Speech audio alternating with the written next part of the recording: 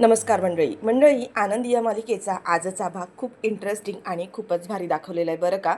इकडे जेव्हा आता हा विद्याधर आनंदीला त्रास देत असतो, तिच्यावर हात टाकतो, तेव्हा मात्र आता पृथ्वीने स्वतः येऊन आनंदीला या विद्याधरच्या तावडीतून वाचवलेला आहे. आणि मंडळी त्याच वेळेला या विद्याधरचा खरा चेहरा पृथ्वीच्या समोर येणार आहेच, पण एवढंच नाही तर आनंदी ही आंधळी आहे हे सत्यसुद्धा आता पृथ्वीला समजणार आहे. तर विद्याधरच्या तावडीतून पृथ्वीने आनंदीला वाचवलेला आहे आणि त्यानंतर विद्याधरची जी काही धुलाई केली ना, ती बघण्यासारखी आहे. पण मंडळी आणखीन एक मोठी गोष्ट दाखवली ती म्हणजे वटपौर्णिमेची पूजा करायला चाललेली आनंदी. जेव्हा त्या आनंदीकडे वटपौर्णिमेची पूजा करायला जात असते, युगंधर आनंदीला म्हणतो की कुठं चालली आहेस वटपौर्णिमेची पूजा करायला, पण तुला ही पूजा करायची काही गरज नाही आहे. आनंदी म्हणते मालक साहेब पण असं कसं करून चालेल. इथे तेव्हा मात्र मालक साहेब म्हणजे युगंधर आनंदीला म्हणतो की तुला वटपौर्णिमेची पूजा करायची गरज नाही आहे, कारण मी तुला माझी बायको मानत नाही. तर मंडळी आता इथे जेव्हा युगंधरने हे सगळं आनंदीला बोललं आहे, तेव्हा आनंदीला खूप मोठा धक्का बसलाय बरं का.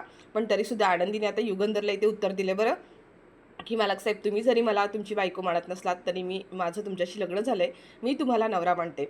तर मंडळी आता आनंदी ही वटपौर्णिमेची पूजा करेल की नाही आणि पृथ्वी हा आनंदीला त्या विद्याधरच्या तावडीतून कशा पद्धतीने सोडवतो हे सगळं काही आपण सविस्तर पाहूया.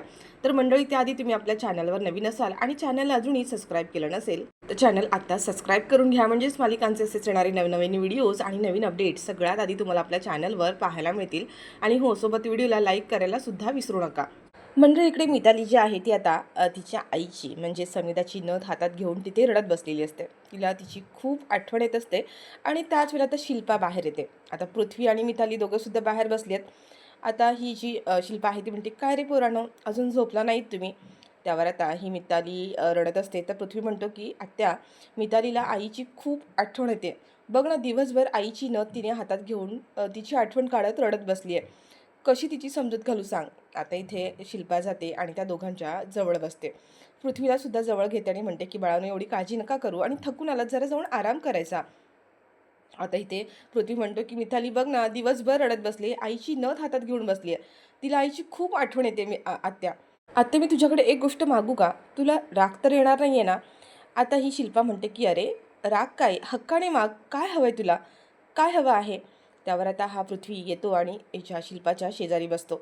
आणि ही सुद्धा मिथालीसुद्धा आता इथे शिल्पाला घट्ट मिठी मारून बसलेली असते. पृथ्वी म्हणतो आत्या, मी तुझ्याकडे जे काही मागणार आहे, तुला राग तर नाही येणार ना गं? त्यावर शिल्पा म्हणते की अरे, त्यात राग कसला, जे काही मागायचं आहे ते हक्काने माग, मला काही त्रास होणार नाही आहे. त्यावर आता पृथ्वी म्हणतो की तुला शलाका मावशी अजिबात आवडत नाही आहे, पण शलाका मावशीला पाहिल्यानंतर आम्हाला आमच्या आईलाच पाहिल्यासारखं वाटतं. आमची आई जिवंत आहे, आजूबाजूला आहे असं वाटतं, आणि म्हणूनच शलाका मावशीला भेटायची परमिशन हवी होती. चालेल का शलाका मावशीला भेटलं तर?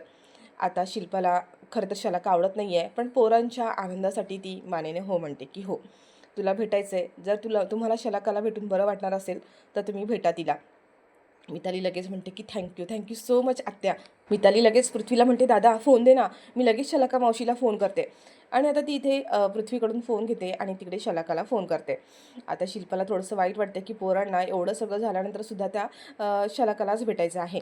तर मंडळी इकडे आनंदी ही युगंधरची वाट पाहत बसलेली असते. युगंधर आता एवढा उशीर झाला तरी काही घरी आलेला नाही आहे आणि त्यांनी काहीच खाल्लेलं सुद्धा नसतं. आणि तेवढ्यात आता युगंधर येतो. आनंदी म्हणते की मालक साहेब थांबा, तुम्ही काही खाल्लं नाही आहे ना? मला माहिती आहे की तुम्ही सकाळपासून काहीच खाल्लं नाही आहे. युगंधर म्हणतो तू अजून जागी काय करतेस, तू झोपली नाही आहेस का? आनंदी म्हणते की मालक साहेब, तुम्ही साधा प्रसादही खाल्ला नाहीत आणि दुपारपासून काही खाल्लंसुद्धा नाही आहे, आणि मला माहिती आहे की तुम्ही प्रसाद खाल्ल्याशिवाय काही खातसुद्धा नाही आहे. 2च मिनटं थांबा मालक साहेब, असं म्हणून तिने तिच्या पदराच्या आडून एक छोट्याशा वाटीतून प्रसाद आणलेला असतो. तो प्रसाद घेते आणि आनंदी आता युगंधरला म्हणते की मालक साहेब, थोडासा प्रसाद खाऊन घ्या. आता युगंधर हा तिथेच थांबलेला असतो आणि आनंदी म्हणते की मालक साहेब, जर माणसाच्या पोटात जर काही नसेल ना, तर माणसाचं मन आणि मेंदू दोन्ही पण अस्वस्थ राहतात, काहीच काम करत नाहीत. तुम्ही एक काम करा, थोडासा प्रसाद खाऊन घ्या. आणि आनंदी आता तो प्रसाद युगंधरला देते. युगंधर तो प्रसाद घेतो, तो प्रसाद खातो आणि आता तिथून जाणार असतो. तेवढ्यात आनंदी म्हणते की मालक साहेब, तुम्ही आता थोडासा प्रसादही खाल्लाय ना, 2 घास जेवणसुद्धा करून घ्या. आता आनंदी म्हटल्यानंतर युगंधर ह्या गोष्टीला काही नकार देत नाही. आनंदी त्याला जेवायला वाढते आणि युगंधर जेवायलासुद्धा बसतो. आणि जेवायला आता बसल्यानंतर आनंदी युगंधरला म्हणते की मालक साहेब, एक गोष्ट बोलू का? म्हणजे लहान तोंडी मोठा घास घेते, पण तरीसुद्धा मला असं वाटतं की आज जे काही झालं आपल्या घरामध्ये ते काही बरोबर नव्हतं. काय ना, मुलं थोडी लहान आहेत. आपणच त्यांना थोडंसं समजून घ्यायला हवं ना. म्हणजे मला माहिती आहे आज मुलं जी काही ज्या पद्धतीने वागली ती बरोबर नव्हतं. पण अजूनही ती लहान आहेत, नादान आहेत. त्यांना आपण नाही समजून घेणार तर कोण समजून घेणार? आता मात्र युगंधर आनंदी असं म्हटल्यानंतर चिडतो आणि म्हणतो, की "माझ्या मुलांशी कसं वागायचं, कसं बोलायचं हे तू मला शिकवू नकोस. आणि हा प्रश्न माझा आणि माझ्या मुलांमधला आहे. याच्यामध्ये तुला पडायची काही गरज नाही आहे." आता हा युगंधर आहे ना इथे आनंदीवर चिडलाय आणि म्हणतो, की "हा माझ्या मुलांचा आणि माझा प्रश्न आहे. याच्यात तुला पडायची काही गरज नाही आणि यापुढे तू माझ्या आणि माझ्या मुलांमध्ये अजिबातच पडायचं नाही." आनंदी बिचारी घाबरते युगंधर असं म्हणाल्यानंतर. आणि माझी पोरं कशी आहेत, त्यांच्याशी कसं वागायचं, कसं बोलायचं हे मला चांगलं माहिती आहे. हा शहाणपणा शिकवायला तू मला येऊ नकोस. आता हा युगंधर उलट आनंदीवरच बिचारीवर चिडतो आणि आनंदी बिचारी शांत बसते आणि तो जेवतच नाही. पुन्हा एकदा तो जेवणाच्या जे प्लेट ताट वाढलेला आहे त्याच्या पाया पडतो आणि तिथून निघून जातो. तर मंडळी इकडे आता शला काही पोरांना भेटायला घरी आलेली आहे आणि तिला बघितल्यानंतर आता ही जी छोटी आहे मिताली ती धावतच जाते आणि त्या शलाकाला घट्ट मिठी मारते आणि म्हणते की मावशी. आता ही शलाकासुद्धा पोरांना भेटते. खरं तर तिला त्या पोरांना भेटण्यात काही इंटरेस्ट नाही आहे असं तिच्या वागण्यातून दाखवतं आहे. फक्त तिला ह्या लोकांना जळवायची असते किंवा शिल्पाला जळवायची आहे म्हणून ती सगळा हा काही ड्रामा करते. शिल्पा आता हे सगळं काही लांबून पाहत असते. आता हे दोघं पण पृथ्वी आणि मिताली जातात आणि तिला घट्ट मिठी मारतात आणि म्हणतात की मावशी खूप बरं वाटलं तुला आज भेटल्यानंतर. शलाकासुद्धा म्हणते की कशा आहात मुलांनो तुम्ही. पण काय आहे ना की तुम्हाला माझी आठवण येते, तुम्ही मला इथे भेटायला बोलवलं आहे. पण काय नाही, या घरात काही लोक असे आहेत की ज्यांना मला माझा चेहरा बघायची सुद्धा इच्छा नसते. कोणाला तरी आवडलं नसेल मी इथे आलेले. आता इथे पोरांना भेटायला आल्यानंतर सुद्धा ही शलाका आता शिल्पाला टोमणे मारत असते. शिल्पा म्हणते की काय ना, कोणाला आवडो अगर न न आवडो पण ह्या घरामध्ये येण्यासाठी अजूनही पोरांना माझी परमिशन घ्यावी लागली आहे आणि तू ह्या माझ्या परमिशनशिवाय घरात येऊ शकत नाही आहेस. आणि आज जी काही आली आहेस ना ती सुद्धा माझ्या परमिशन घेऊनच आली आहेस, हे लक्षात ठेव. असं म्हणत आता ही दोन्ही पोरं बघत बसतात कारण ह्या दोघींमध्ये वाद आहेत ते तर आता त्यांना माहितीच आहेत. शिल्पा तर या शलाकाला अजून सुनावते की ह्या घरात येण्यासाठी अजूनही तुला शिल्पा निंबाळकरची परमिशन घ्यावी लागते, ही गोष्ट लक्षात ठेव. तेव्हा आता मिताली म्हणते तू प्लीज ना. आणि त्यावर आता शिल्पा म्हणते की बरं ठीक आहे पोरांनो, तुम्हाला तुमच्या मावशीशी गप्पा मारायच्या होत्या, तिला भेटायचं होतं की नाही, छान गप्पा मारा असं म्हणते. आणि आता ही मिताली आहे पुन्हा एकदा शलाकाला मिठी मारते. आणि आता शिल्पा तिच्या हातामध्ये जी नथ आहे समिधाची ती नथ आता हिच्या पुन्हा आपल्या मितालीच्या हातामध्ये ठेवते आणि आता शिल्पा तिथून निघून जाते. शलाक आता हे पोरांना म्हणते काय पोरांना कसे आहात, बघा मी तुमच्यासाठी काहीतरी सरप्राईज घेऊन आले. आणि तिने आता ह्या तिघांसाठी सुद्धा गिफ्ट आणलेले असतात. पहिलं गिफ्ट आता ती इथे मितालीला देते आणि दुसरं आपला तो हँडसम बॉय असं म्हणत ती आता पृथ्वीला सुद्धा देते आणि म्हणते हे गे हँडसम बॉय, हे तुझ्यासाठी. आणि म्हणते की आता आपलं ते शेंडेफळ कुठे गेलं. त्यावर मिताली म्हणते की तो आहे ना त्याच्या मित्रांसोबत कुठल्या तरी एका कॅम्पला गेलाय. आता ही शलाक म्हणते बरं बरं ठीक आहे, हे गिफ्ट ठेवून दे, तो आला की खास मावशीकडून त्याच्यासाठी हे गिफ्ट दे. मिताली म्हणते की हो नक्की देणार. आता गिफ्ट देऊन झाल्यावर शलाकाचा मेन उद्देश असतो की घरचं वातावरण कसं आहे, घरी काय चाललं हे तिला जाणून घ्यायचं असतं. ती घरात इकडे आजूबाजूला पाहते आणि पोरांना म्हणते की पोरांनो तुम्ही इथे बसा, हे बघा मी तुमच्यासाठी काहीतरी सरप्राईज आणलंय खाण्यासाठी. आणि तिने आता गुलाबजामुन बनवून आणलेले असतात मुलांसाठी आणि ती गुलाबजामुन आता ते इथे मुलांच्या हातात देते डबा आणि म्हणते की तुम्ही इथे खात बसा, मी पटकन जाऊन फ्रेश होऊन येते. आणि आता ही शलाका आता वरती चाललेली असते आणि वरती जात असताच मध्येच तिला आता हा विद्याधर दिसतो आणि विद्याधर खाली येताना ते दोघं एकमेकांना भेटतात.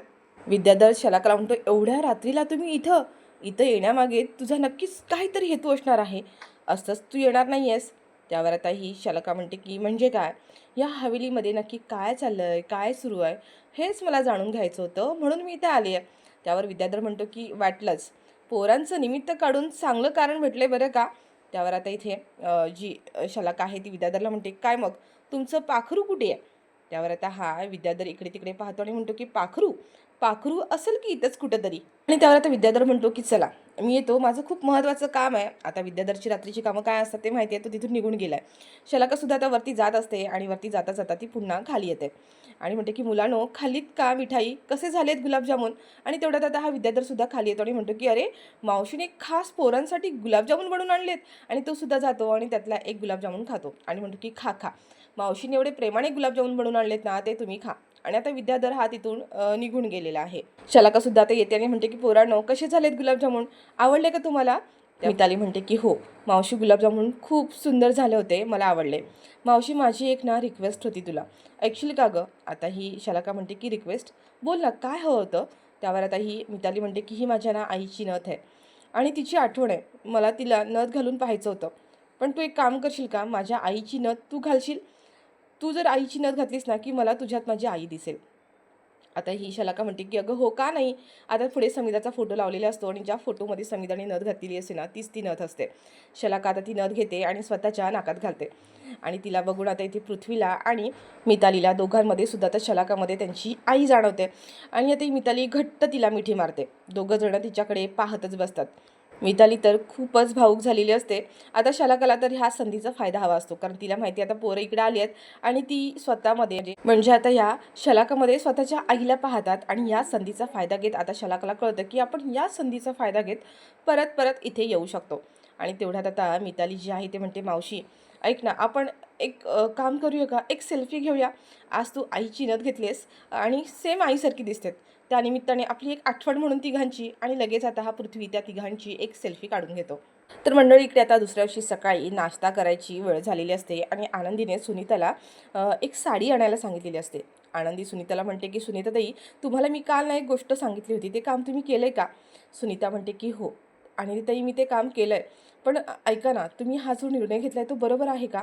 अहो घरी जर समजलं तर घरचे काय म्हणतील, काय विचार करतील? मालक साहेबांना ही गोष्ट आवडेल का? आनंदी म्हणते की ते माहीत नाही, पुढचं पुढे बघू. पण मला असं वाटतं आता मी जो निर्णय घेतला आहे तो अगदी योग्यच आहे. आणि आता सुनीताने जी साडी आणलेली असते ती साडी आता इथे आनंदीच्या हातात ती देते. आनंदी जाते आणि ती आता साडी चेंज करून येते. इकडे सगळेजण डायनिंग टेबलवर नाश्त्यासाठी वाट पाहत बसलेले असतात. सगळेजण बाहेर बसलेत आणि तेवढ्यात आता माई लगेच म्हणतात की इतक्या दिवसानंतर आपल्या घरामध्ये आज शांततेचं वातावरण आहे. गेले कित्येक दिवस झाले घरामध्ये नुसता कलह, वाद, नुसतं वाद होत आहेत. त्याच्यामुळे आजचा दिवस ना खूप चांगला जाऊ दे असं मला वाटतंय. एवढ्या दिवसानंतर आज सगळेजण आपण पहिल्यांदा नाश्ता करायला एकत्र बसलोय. त्याच्यामुळे आज कुणीही वाद घालायचा नाही आहे अजिबात. शांतपणे सगळ्यांनी आनंदाने अगदी गप्पा मारत नाश्ता करायचा आहे. युगंधर बसलेला असतो. बाकी सगळेजण आता इकडे एकमेकांकडे पाहत बसलेले असतात. तेव्हा मात्र पृथ्वी म्हणतो की म्हणजे माई, हा टोमणा आहे ना, हा टोमणा तुमचा माझ्यासाठी आहे. म्हणजे तुला असं म्हणायचं आहे की मी आज काहीतरी वाद करेन आणि पुन्हा एकदा भांडणं वगैरे होतील, असं तुला काय म्हणायचं आहे का? माई म्हणतात, अरे पृथ्वी, असं नाही आहे, तुझ्यासाठी नाही आहे. मी खरं सांगते की आपण आज सगळ्यांनी एकत्र शांत बसून गप्पा मारत नाश्ता करूया. खूप दिवसानंतर आपण सगळेजण असं एकत्र आलोय ना, म्हणून मी म्हणाली आहे. त्यावर आता ही शिल्पासुद्धा म्हणते की अरे पृथ्वी, तुला नाही म्हणत आहे माई. माई म्हणतात, पृथ्वी, मी आताच म्हणाले ना की सगळ्यांनी शांत बसून नाश्ता करायचा आहे.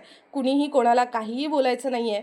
युगंधर, त्याच्या मनात तर राग आहे पण तो पण शांत बसलेला आहे. आणि तेवढ्यात आता हा विद्याधर म्हणतो, अरे पृथ्वी, हा टोमणा काही तुझ्यासाठी नव्हता रे बाबा, तो माझ्यासाठी होता. कारण काय ना, घरामध्ये राडा घालायची, भांडणं करायची सवय मलाच आहे ना, म्हणून माईंचा हा टोमणा माझ्यासाठी आहे.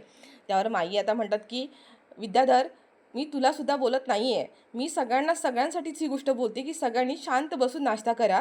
कोणीही आज उगाचच वाद घालू नका आणि वाद घालण्यासाठी विषय पण काढू नका. आता हे जे आप्पा आहेत ते सुद्धा म्हणतात की अरे असं काय करतोस विद्याधर?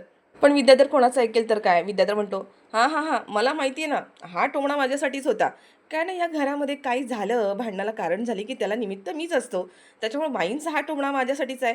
आता जेव्हा हा विद्याधर असं म्हणतो तेव्हा लगेचच ही धनश्री आहे ती म्हणते, हो असं काय करताय तुम्ही? आता माईंनी काय सांगितलं, बसा ना शांत, उगाचच कशाला विषय वाढवता?